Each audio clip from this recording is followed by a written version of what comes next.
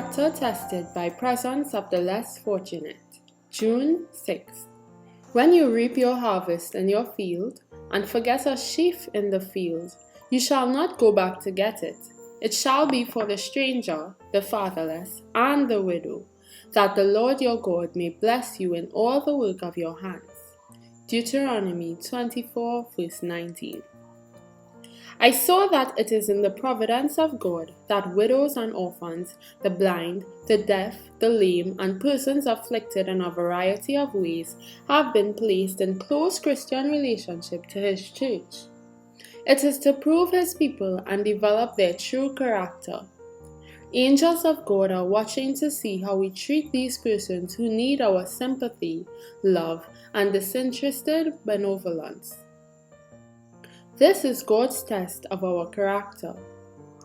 If we have the true religion of the Bible, we shall feel that a depth of love, kindness, and interest is due to Christ in behalf of His children, and we can do no less than to show our gratitude for His immeasurable love to us while we were sinners unworthy of His grace, by having a deep interest and unselfish love for fellow believers who are less fortunate than ourselves. The two great principles of the law of God are supreme love to God and unselfish love to our neighbor.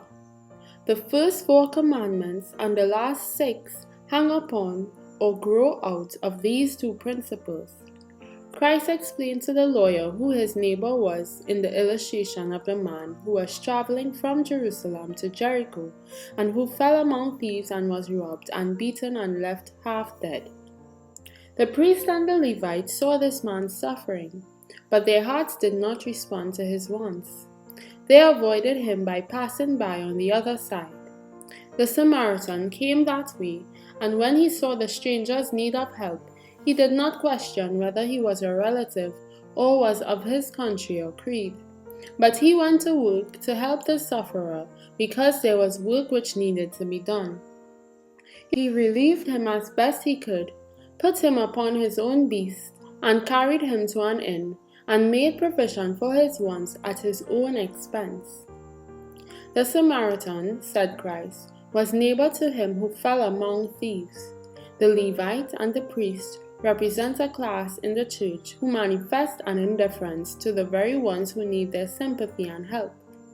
This class, notwithstanding their position in the church, are commandment breakers. The Samaritan represents a class who are true helpers with Christ and who are imitating His example in doing good.